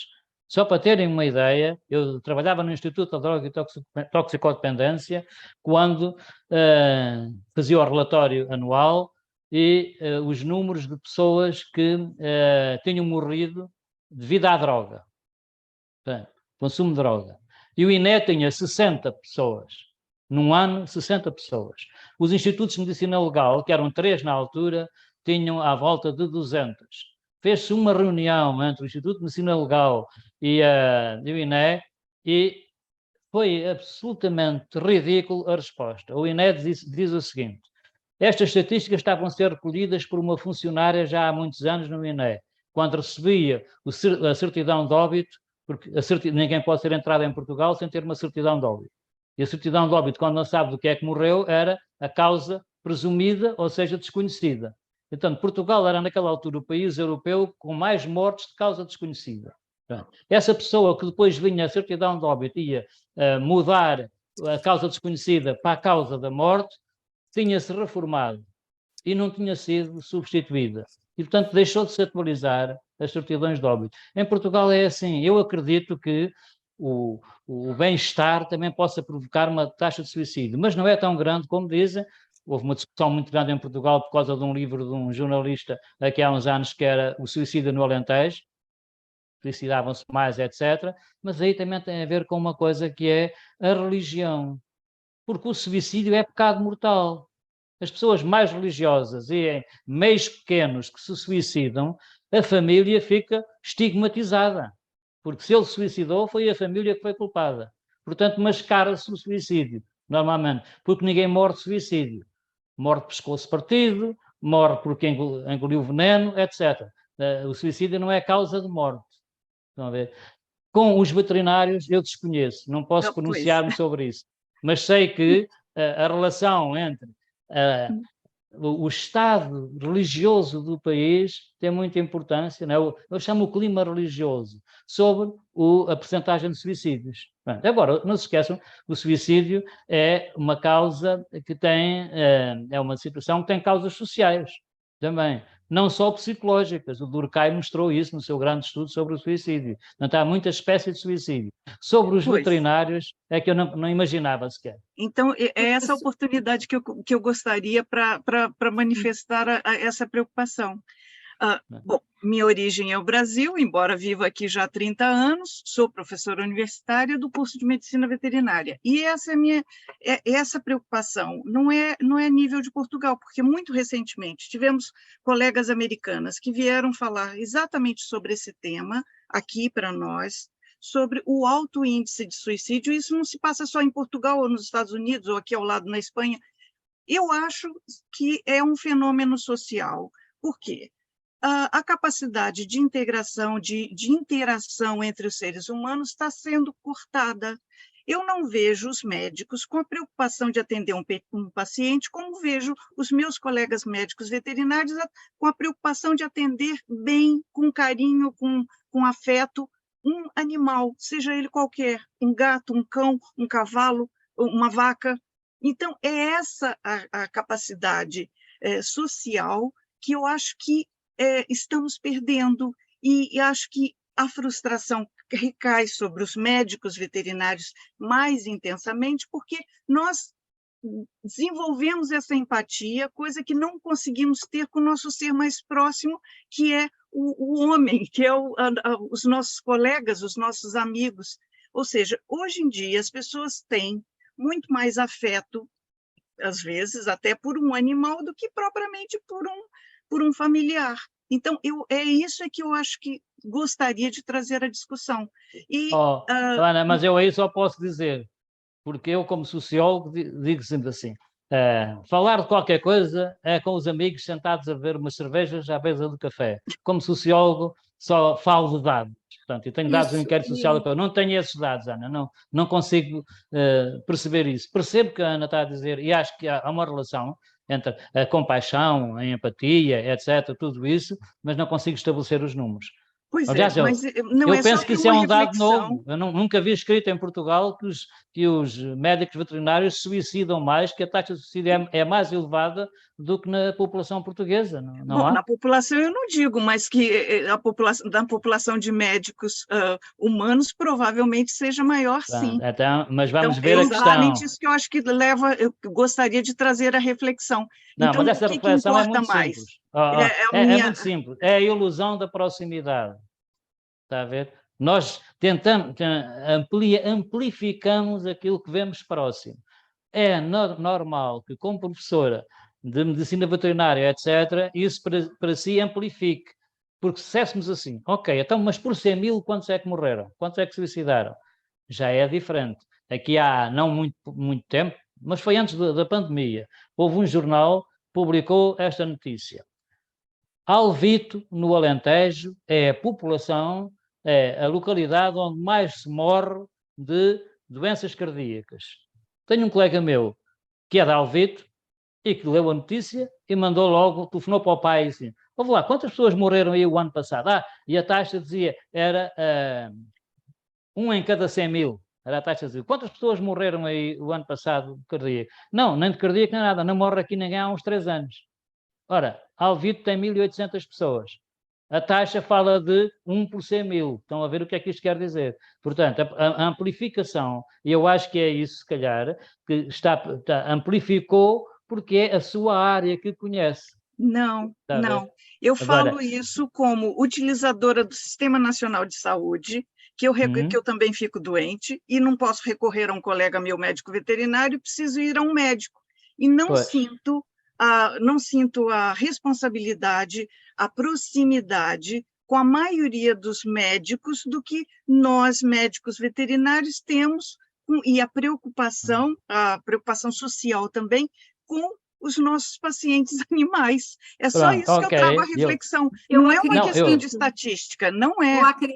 Eu acredito que isso tem serve para uma alguma futura causa, mas não sei avaliar. né? Não sei avaliar. Pois Isso, é, e também começamos a refletir sobre isso. Isso, e acredito que também o contato, né, do próprio trabalho, e isso também me remete aqui a uma questão que já foi respondida por si, professor Rui, do Antônio Martins, quando ele fala sobre a desinformação, e que realmente se faz necessário. E nós estamos mais informados daquilo que nos diz respeito mais próximo, o problema é esse. Exatamente. Agora, Ana, se eu puder levar a sério o que a Ana acabou de dizer, porque não tenho razões para duvidar, porque ela viu os dados, etc., o que eu posso dizer é assim, vou dizer aos meus amigos todos que não deixem os filhos ir tirarem um curso de veterinária.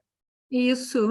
A propensão ao suicídio, se calhar, vai ser mais elevada. Mas, mas aqui não podíamos dizer mais nada senão isto só. Claro, e isso nos remete também a duas questões, que são as que temos agora, que do Marcelino, quando ele pergunta qual é o espaço da inteligência artificial na seleção do material, por exemplo, no âmbito da investigação científica, e temos uma outra questão, que é sobre a felicidade, se ela depende dos padrões sociais e culturais, afinal, o Homo sapiens é um animal social, certo? Não teríamos chegado onde chegamos sem essas relações. Ana, eu vou responder à da felicidade e deixo a da inteligência artificial para o Miguel, porque aí não sou expert. Mas lembro-me quando saiu o primeiro ranking mundial da felicidade das Nações Unidas, há uma jornalista do Expresso que foi para a Dinamarca durante uma semana, chama-se Cristiana Martins, portanto o trabalho dela está publicado, e queria saber porque é que os dinamarqueses eram tão felizes. E então conta esta história.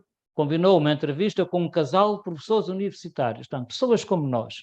Sentaram-se à mesa, disse ao que era jornalista e queria saber porque é que os dinamarqueses são os mais felizes do mundo, não é da Europa. Resposta dos dois, do mundo, mais feliz. Nós somos mais felizes que os portugueses. Como é que isso é possível? Mas são muito mais. Mas como é que isso é possível? Porque nós sempre que nos sentimos felizes, apanhamos o avião e vamos para o Algarve passar umas férias. Estão a ver? Ora bem, é isto também, o poder ir, ter. Quem não tem dinheiro não vai... Aliás, um casal, como vocês sabem, um casal rico, se zanga à noite, tiver uma grande discussão, dormem separados, até têm quartos separados, podem dormir separados e no dia seguinte há um que diz, olha, isto assim não pode continuar, vamos passar o fim de semana a Nova Iorque. Um casal pobre anda durante 2 semanas a dormir numa ponta da cama cada um, chateados, zangados, a dizer mal de tudo. Este é que é o problema. Portanto, estão a ver, as causas sociais, como a pergunta que o Marcelino faz, tem toda a razão, porque nós somos aquilo, nós pensamos o que somos, mas também somos aquilo que pensamos. E somos aquilo que pensamos é a inculcação dos valores sociais que nos inculcam desde que nascemos. Se tiverem outro tema para debate, Ana, que é os valores humanos. Eu trabalho muito a questão dos valores humanos, foi o Shalom Schwartz que conceptualizou isto, e ele tem um questionário que se chama o Inventário de Valores Humanos, faz parte do Inquérito Social Europeu, e dá-me para acompanhar 2 em 2 anos, vêm os dados, onde mostra isso. Somos mais humildes, somos mais universalistas, somos mais inteligentes, somos mais criativos ou somos menos, etc. E depois temos este estado que me deixa preocupado. Os jovens espanhóis estão a descolar do padrão espanhol, que era o dos pais, já estão a descolar e a aproximar-se do padrão nórdico, mais universalistas, mais criativos, etc. Os jovens da mesma idade, jovens é até 30 anos, em Portugal, mantêm o padrão dos pais, mais conservadores, menos criativos, etc, etc. Isto só pode ser a homologia social. Portanto, a sociedade dos indivíduos, sabem que a grande questão é os indivíduos em sociedade e a sociedade dos indivíduos, não é? Portanto, a sociedade dos indivíduos tem muito peso, logo, como o Marcelino estava a perguntar, a felicidade é uma percepção social do nosso bem-estar. Essa percepção social é mediada pela comunicação social. Lembro-me quando começaram as telenovelas brasileiras que os portugueses aderiram, uma coisa louca, e alguém questionou num artigo de jornal que não me recordo. Já repararam que os brasileiros parece que não trabalham? Portanto, só víamos a parte boa da telenovela. Parece que não trabalhavam. Pois não é bem assim. Não é? Agora, a nossa vida é muito mediada por aquilo que vemos na televisão. Seria também muito interessante, o Miguel saberia dizer mais disso que eu, se fosse pela jornais. Mas somos o povo da Europa que menos jornais lê. Toda a Europa. Portanto, mas somos um dos povos da Europa que mais horas de televisão vê diariamente. Se quem está em Portugal tiver televisão por cabo e vir lá os canais por cabo pagos, da TVI, da SIC, etc., à noite, desde as 10 da noite até à 1 da manhã, futebol, futebol, futebol, todos ao mesmo tempo. É isso que o nosso povinho quer. Depois, se a equipa dele ganha, está tudo bem. Se a equipa dele perde, a mulher é que paga em casa. Também acontece. Era muito, muito interessante discutirmos isto também, mas Isso. Ainda já bem que ultrapassei o não meu vejo tempo. novelas, não gosto de novelas. Bem, temos aqui uma última pergunta. Não, mas o Miguel tem outra para Isso, que responder. é essa pergunta. Da inteligência artificial, não é? Isso, qual é o espaço da inteligência artificial na seleção do material no âmbito da investigação científica? Eu gostaria que, após a resposta, professor Miguel, fizesse as suas considerações finais, para que eu possa passar também para o nosso querido professor Rui. Por favor. Eu só registro que está a Ana Martins Narciso também a pedir para intervir. Sim. Não sei se a podemos ouvir primeiro. Pode ser, Ana Martins, de forma breve, por favor. Sim, é muito simples, é a questão dos valores. Como é que se aprende e como é que se ensinam? Porque eu só conheço duas formas, que é a questão da doutrina ou do exemplo. Não conheço outra, mas coloco aqui a quem sabe. Há outra forma de aprender valores. Claro. Ana, a questão dos valores que eu falo, os valores humanos conceitualizados pelo Schwartz, são aqueles valores inculcados em nós desde que nascemos. Por exemplo, da família, etc., onde nascemos. Depois há um outro tipo de valores, que são aqueles valores que implicam a ação, que a gente mobiliza para a ação. E aí é mais o egoísmo, etc., etc. Mas estes que eu falo, não. São mesmo os valores humanos que se aprendem pela inculcação desde que nascemos. A família onde nascemos podemos subverter-nos ao problema da família onde nascemos, podemos, só para alguns. A única maneira de nos subvertermos à família onde nascemos, se não é a melhor família para inculcar valores, é através da educação. Só, não há outra maneira. Portanto, os ricos podem comprar tudo, os pobres têm que estudar, como vocês sabem. Isso. Ironizando é isto, Ana, está a ver? Professor Miguel, mais sua outra resposta e as suas considerações, professor Miguel.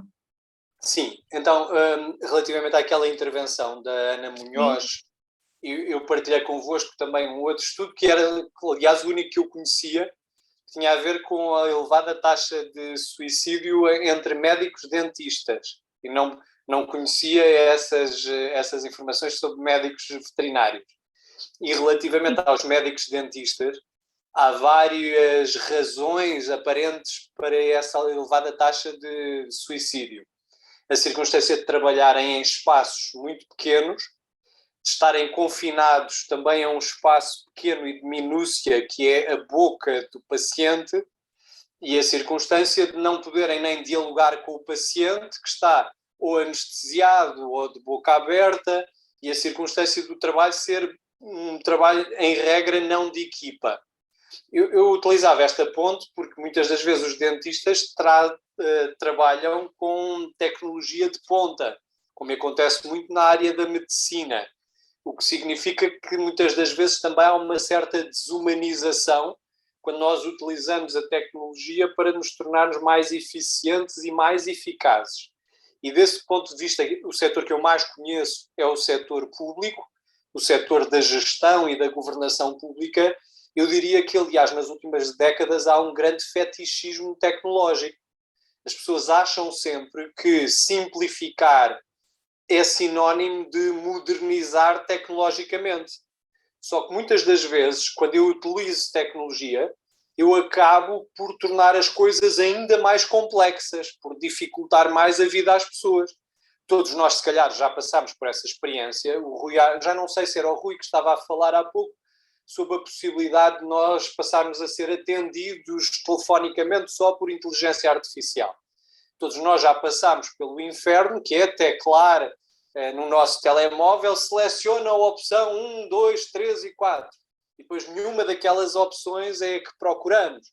Todos nós já passámos pela experiência de preencher um formulário eletrónico numa plataforma e disso ser muito mais complexo do que preencher um formulário em suporte de papel ou falar diretamente com um funcionário da administração pública.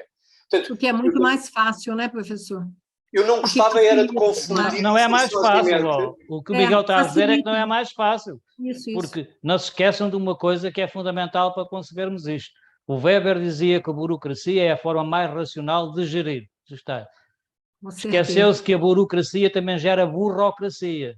Com certeza. E esse é um problema muito complicado. Certo. E que asfixia, Professor Miguel, e que asfixia a administração pública, como já foste também, já estiveste na Secretaria-Geral, etc., na administração pública, percebes isso que é a quantidade de burocratas que existem na administração pública. Eu nunca fui funcionário público, só lá estive como requisitado 2 anos e deu-me para perceber que é difícil. É muito difícil modificar aquele sistema. Com certeza. Professor Miguel, a pergunta do Marcelino, por favor, qual o espaço da inteligência artificial na seleção de um material no âmbito da investigação científica? E depois as suas considerações. Vamos lá ver. Eu não sou nada contrário ao uso de inteligência artificial para esse efeito, porque, na verdade, ele simplifica essas tarefas burocráticas. Imagino, por exemplo, que eu tenho 500 obras sobre determinada matéria, sobre, por exemplo, auxílios de Estado e a sua proibição no direito europeu. Se eu tiver um sistema informático de inteligência artificial que possa ler todos esses textos e filtrar em função de palavras-chave quais são os textos mais adequados à minha investigação, eu acho que esse é um instrumento útil. Agora, o aspecto criativo, o aspecto da originalidade é um aspecto necessariamente humano e eu acho que é isso que deve ser premiado na transmissão de conhecimento e na aprendizagem. Todos nós também já tivemos essa experiência de elaborar enunciados de testes, de exames, e todos nós podemos, obviamente, dirigir aquele que responde a essas provas ou para um conhecimento repetitório de memorização, ou, pelo contrário, para um conhecimento de integração de matérias, de relação problemática de vários temas. E, portanto, eu acho que há sempre um espaço para essa chama humana, para essa originalidade que é própria do ser humano. Obviamente que, por exemplo, hoje em dia qualquer sistema de escrita informática permite-me organizar um índice automaticamente a partir do texto que já escrevi. Não acho isso, obviamente, não acho que seja um instrumento que possa ser dispensado por qualquer académico. Eu mesmo, na avaliação, há pouco estávamos a falar sobre o problema do plágio e da utilização de tecnologia para efeitos de elaboração de trabalhos de investigação. Obviamente que eu também utilizo na Universidade de Lisboa instrumentos de detecção de plágio que são úteis, mas que também não são suficientes para resolver todos os problemas suscitados em matéria de plágio, que o plágio não pressupõe apenas só a transcrição não identificada das fontes daquele que utiliza essas mesmas fontes. Se eu puder só acrescentar uma coisinha ao que o Miguel está a dizer, acho que vem mesmo na linha do que ele está a dizer e que pode ser uma ferramenta útil para o Miguel. Eu dou curso de análise de conteúdo assistida por computador com o MaxQDA e há 2 semanas recebi um mail da equipa do MaxQDA a dizer que ia ser acrescentado um módulo novo que é o AI Assist. Permitia fazer resumos, textos, etc, etc. O curso começou ontem e eu fiz uma brincadeira só para experimentar como é que funcionava. Fui buscar um texto sobre a felicidade em inglês e outro em português. mete esses textos no software, seleciona a parte do texto que eu quero em português e peço para fazer um resumo. E ele faz-me o resumo, na língua que eu quiser. Peço para fazer a mesma coisa com o texto em inglês e fez-me um excelente resumo em português que eu pedi para fazer em português. Isto já existe, Miguel, já está à nossa mão, está a ver? Portanto, é um software de análise de conteúdo, quem faz teses de investigação, etc., normalmente usa isto, que já faz aqueles resumos que nós tínhamos que fazer, como o Miguel estava agora a dizer, lembras-te, Miguel? A revisão de literatura. A revisão de literatura, o tempo que dava resumir o essencial de um texto. Pois, agora, com o rato, num minuto, fazes esse resumo. Ainda por cima podes escolher entre, salvo ver, são 20 línguas que estão disponíveis para fazer o resumo. Eu já testei em inglês, em português, ainda não o fiz em francês, vou fazer, mas outras línguas já não sou capaz de ver se está bem ou não. Mas do inglês para o português estava muito razoável o resumo que foi feito.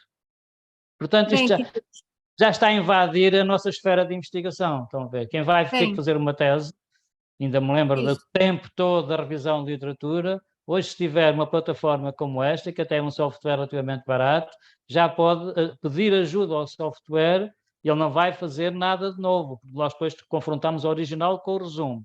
Mas em vez de estarmos nós a escrever o resumo, a ler e a escrever, faz logo isso. O programa faz logo isso, esse resumo. Isso é fantástico, acho eu. É uma das coisas boas que eu, aliás, ontem comecei precisamente a aula com o curso que começou ontem a dizer, olha, vocês estão a fazer resumo, revisão de literatura, vão experimentar fazer assim. E não há dúvida que isto é a inteligência artificial. Porque a inteligência artificial, Miguel, eu não gosto é do termo, não é inteligência nem é artificial, porque aquilo é um agregador da informação que está disponível na net. Portanto, é o que faz, é o agregador. Exatamente. E com inteligência isso artificial é outra coisa. É o OL 9000, já era inteligência artificial. Que era, ele tinha as ordens para se comportar de qualquer maneira, de uma determinada forma, e ignorou as ordens e fez o contrário daquilo que dizia o algoritmo que devia ter feito. Isso já é inteligência. Mas, por enquanto, não. Por enquanto, ainda não é. Ana, se me permite só... E com isso é que temos que... Se me permite só concluir um aspecto... E as suas considerações finais, por favor. É só um minuto a cada um. Sim? Sim. É só um aspecto de justiça universal, que é saber como é que nós lidamos com a exclusão das pessoas do acesso à tecnologia. Porque ainda há pouco o Rui estava a fazer referência ao Karl Marx e não fez referência a esse conceito marxista, mas faço eu à ideia da concentração capitalista como uma oportunidade para mudança social, mudança de regime económico. O que defendia Marx, no fundo, é que essa acumulação capitalista chegaria a um ponto em que obrigaria à passagem para um novo outro modelo económico e modelo de relação entre as pessoas. Mas nós, hoje em dia, mais do que concentração de capital, estamos a assistir a um sistema de concentração de tecnologia. E o Rui estava a dizer que, de facto, o direito à busca da felicidade é um direito que parte do pressuposto que cada um de nós, individualmente, deve ir em perseguição dessa situação de bem-estar. Mas eu acho que os poderes públicos, o Estado, as universidades, sejam elas públicas e privadas, devem também prestar serviços àqueles que não têm possibilidade de perseguir essa felicidade. Devem permitir-lhes praticar desporto, devem permitir-lhes ter acesso à cultura, devem permitir-lhes ter acesso a cuidados de saúde, devem permitir-lhes viajar e conhecer outras culturas. E, portanto, eu acho que há aí uma dimensão porque nós, em direito constitucional, distinguimos entre direitos, liberdades e direitos sociais e económicos. Os direitos de liberdades, o que o Estado deve fazer é não interferir na nossa vida. Não entrar em nossa casa, não entrar na nossa escola, não entrar nas nossas igrejas. E depois os direitos sociais são direitos de prestação, em que o Estado deve facultar-nos determinados serviços para que nós possamos experimentar. O que eu acho é que o uso de tecnologia está-nos a tornar pessoas muito pouco tolerantes ao erro. É normal que nós, seres humanos, falhemos. E, aliás, a ciência é necessariamente experimental. E é uma sucessão de tentativa, erro, até à descoberta. E nós, através do uso da tecnologia, começamos a achar que é preferível o vetor eficácia ao vetor experimentação, ao vetor originalidade, ao vetor humanismo. Eu vejo hoje em dia muito pouca tolerância relativamente aos erros da parte de outros profissionais, aos erros da parte dos académicos, aos erros da parte dos decisores políticos, como se todos nós fôssemos pessoas inatingíveis, perfeitas e insuscetíveis dessa mesma imperfeição. E às vezes o uso da tecnologia desumaniza-nos neste sentido. Nós reconhecermos no erro do outro torna-nos também mais empáticos e, portanto, torna-nos também mais felizes. E, portanto, eu acho que essa combinação era uma combinação importante. Temos aqui muito assunto. E nós, no ensino, devemos estimular isso. Devemos estimular os alunos também a não ter medo de dizer, olha, esta pergunta é estúpida. Eu tenho vergonha de a fazer na sala-aula, mas eu não percebi, de facto, este tópico. Eu acho que isso revela mais inteligência. Miguel, só para terminar, eu costumo dizer aos meus amigos em sala de aula o seguinte: não há perguntas estúpidas, há respostas parvas.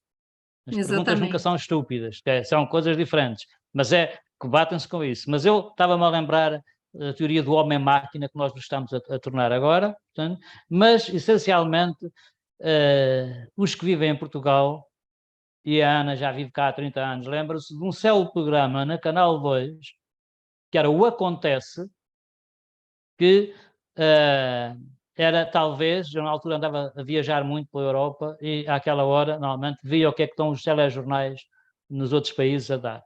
Era como é aqui. Portanto, telelixo. O Acontece levou a que Moraes Sarmento, quando foi secretário-geral da Prensa do Conselho de Ministros, não, ministro da Comunicação Social, tivesse dito que a televisão pública devia acabar com aquele programa e pagar uma viagem à volta do mundo aos espectadores do programa, que ficava mais barato. Os espectadores contavam-se pelos dedos das mãos. Ora, era 1 hora depois de jantar, 10 horas, etc. E era dos melhores programas de televisão que eu tenho visto. Não tinha ninguém. O Miguel tem razão em que o Estado deve fazer isso, etc, etc. Só que as pessoas não procuram isso, Miguel. Entre um programa que ajude a ganhar competências, até de felicidade ou outra coisa qualquer, está a dar à mesma hora, com um jogo de futebol transmitido há 15 dias, etc., o jogo de futebol tem muito mais gente do que tem o programa cultural. Este é o nosso problema. Rui, eu acho só que a televisão é, de facto, muito passiva, mas os novos meios de comunicação, designadamente redes sociais, plataformas independentes, tornam as pessoas mais... Miguel, então a tornar otimista.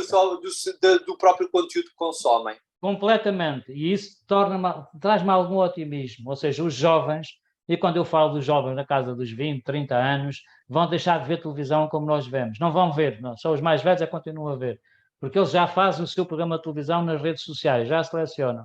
Essa capacidade de selecionar é muito importante. Resta saber se há produtores independentes de conteúdo. Pronto, era aí que eu ia chegar. E quem é que produz os programas? Esse é o problema. E depois também já agora, Ana, eu peço desculpa, estou a tornar caótico este porque final, nós temos que concluir. Mas também há outro aspecto muito importante, que é a transparência sobre quem financia. Por exemplo, a Constituição Portuguesa exige no artigo 38 que haja transparência sobre quem é proprietário dos meios de comunicação social tradicionais. Mas não sabemos, relativamente às redes sociais, às plataformas eletrónicas, quem é que financia os conteúdos que são... Mas, Miguel, mesmo quanto aos meios tradicionais, é recente, porque houve muita luta para evitar que isso acontecesse. Eu ainda me lembro que a primeira tese de doutoramento feita em Portugal sobre a propriedade dos meios de comunicação foi o Paquete de Oliveira. E, na altura, lembro-me da dificuldade que ele teve para identificar quem é que era dono dos meios de comunicação. Ora, nos outros, então, ninguém sabe, até porque, ainda por cima, sendo a tecnologia livre, qualquer um lá põe o que quiser. E, por exemplo, são fundos a Wikipédia... São países fiscais que permitem esse alojamento. A Wikipédia era fantástica. Se fosse arbitrada, deixou de ser arbitrada, pronto. Eu quero agradecer aos dois, quero agradecer a todos que estão aqui. aqueles que estarão assistindo dentro do nosso canal do YouTube.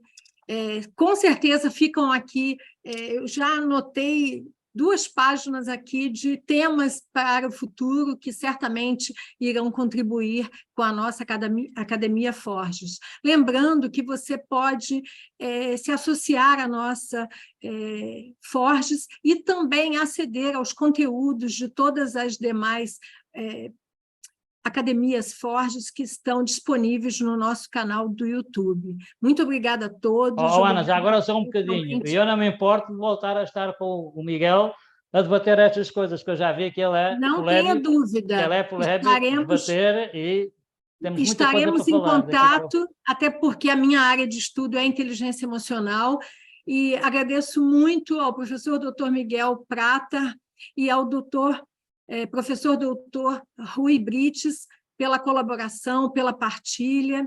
E é isso, quero passar a palavra agora à Ana Luísa ou à nossa querida Conceição para o encerramento. Muito obrigada a todos. Eu vou só tomar a palavra para vos agradecer a todos, sobretudo aos nossos oradores e convidados e a todos aqueles que estiveram presentes nesta discussão tão interessante ao longo destas 2 horas. Normalmente as nossas sessões costumam ser de 1 hora, 1 hora e meia, e isto hoje realmente foi muito entusiasmante. Mas como não podemos continuar aqui a tarde toda, vamos ter que realmente terminar e deixar e fazer outros debates noutras oportunidades. Muito obrigada pela participação de todos e uma boa tarde. Já agora deixem-me só dizer como eu me despeço dos meus alunos. Até um dia destes, num computador perto de nós. Pronto. Até breve a todos. Num computador em qualquer parte do mundo.